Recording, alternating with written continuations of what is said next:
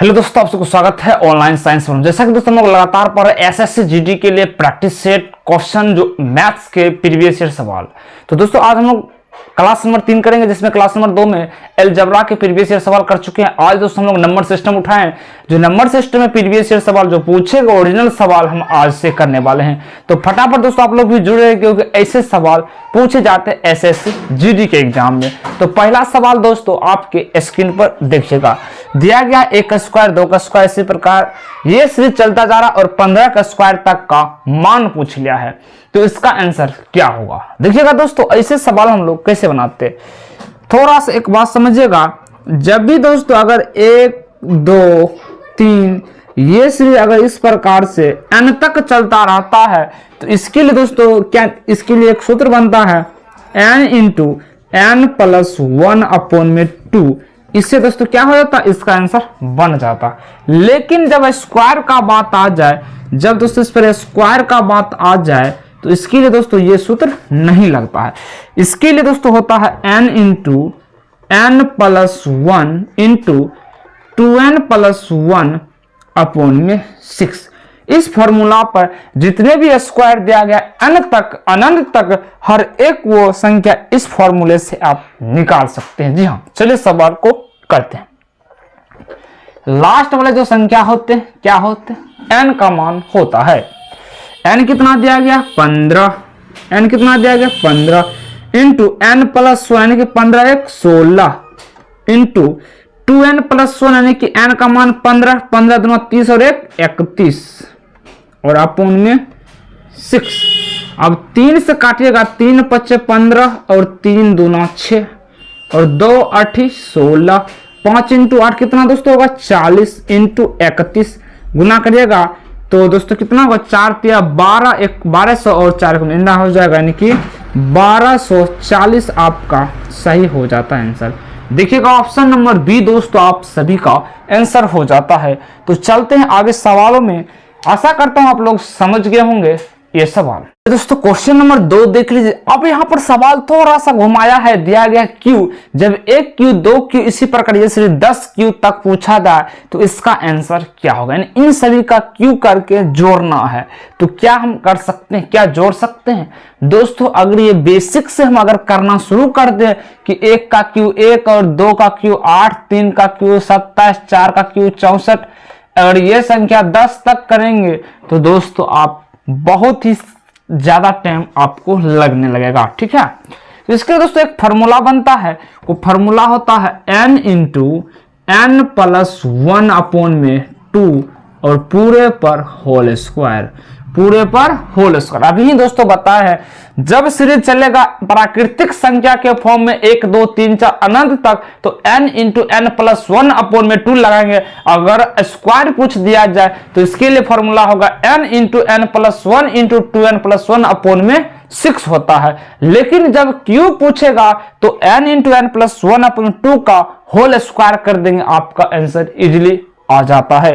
देखिएगा n का मान 10 इंटू 10 प्लस 1 11 अपॉन में 2 का होल स्क्वायर। अब 2 5 10, 11 इंटू 5 55 और 55 का होल स्क्वायर क्या हो जाता है 5 का स्क्वायर 25 और 5 इंटू 6 30 और 30 25 आ जाता है आंसर। देखिएगा ऑप्शन नंबर ए आपके सही बन जाते हैं।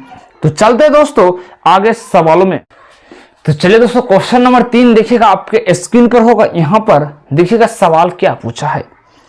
एसएससी के 2020 के सवाल यह है, यदि संख्या 100 और 5 और x और 4 को अगर 8 से पूरी तरीके से विभाजित किया जाए तो x का स्थान पर सबसे छोटा पूर्णांक क्या होगा, यानी x के जगह पर ऐसा संख्या रखिए जो 8 से पूरी कट जाना चाहिए।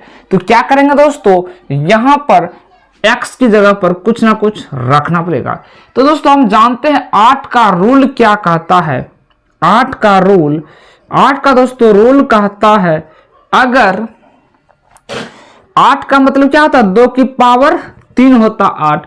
अगर कोई भी संख्या 8 से तब कटेगी जब वो संख्या लास्ट के 3 नंबर 8 से कटना चाहिए, लास्ट के 3 नंबर 8 से कटना चाहिए। ठीक है, तो यहां पर दोस्तों पूरे संख्या को हम नहीं चेक करेंगे, सिर्फ 3 नंबर को ही 8 से भाग देंगे। 8 का रोल कहता है। ठीक है, यानी पावर 3 यही 3 दोस्तों होता है। अगर कोई बड़ा सा बड़ा संख्या दे देगा, कहेगा क्या 8 से कटेगा, तो दोस्तों क्या पूरे संख्या हम नहीं चेक करेंगे, लास्ट के 3 नंबर को चेक करेंगे। तो x का मान कुछ रख कर चेक, ऑप्शन नंबर ए को रखकर चेक करते हैं 0। अगर यहाँ 0 रखते हैं तो देखिएगा 8 छक 48, बचेगा 2 और ये 4 और 8 या 24 भी कट जा रहा। तो यानी कि यहाँ पर जो दोस्तों आंसर तो एकदम 0 आ गया है, यही आपका सही बन जाएगा। अगर ये नहीं होगा तो अगला संख्या आप रख कर चेक कर सकते हैं। ठीक है, आगे चलते हैं सवालों में।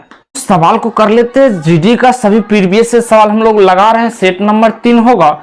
दिया गया यदि 3/5 का होल क्यू इंटू 3/5 का पावर -6 बराबर 3/5 की पावर 2x-1, तो x का मान बताना है। दोस्तों हमने सभी प्रीवियस ईयर ओरिजिनल सवाल है, अगर ये सभी सवाल दोस्तों आप लगा लेते हैं तो हर एक सवाल यहीं से आपको देखने को मिलेगा, क्योंकि इसी तरीके के हर बार सवाल पूछ रहे एसएससी जीडी में।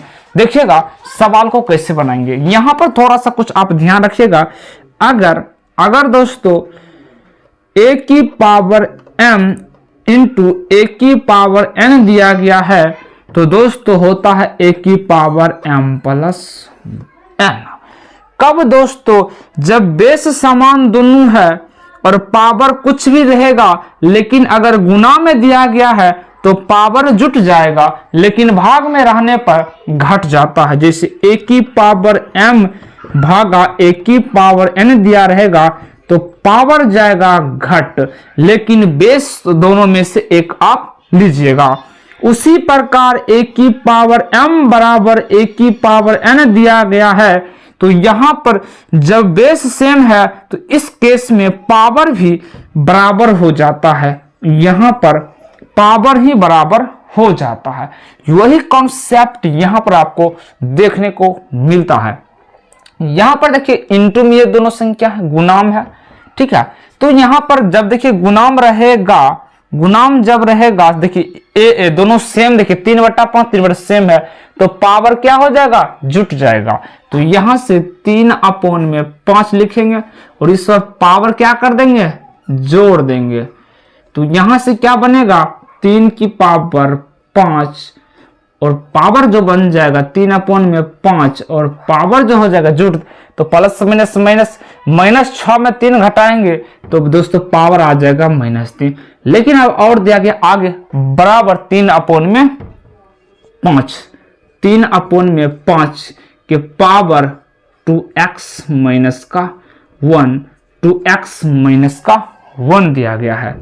अब यहां पर ये वाला कॉन्सेप्ट लग रहा है, जब a की पावर m बराबर a की पावर n दिया रहेगा तो उस केस में पावर भी बराबर हो जाता है, ये दोनों बराबर हो जाएगा।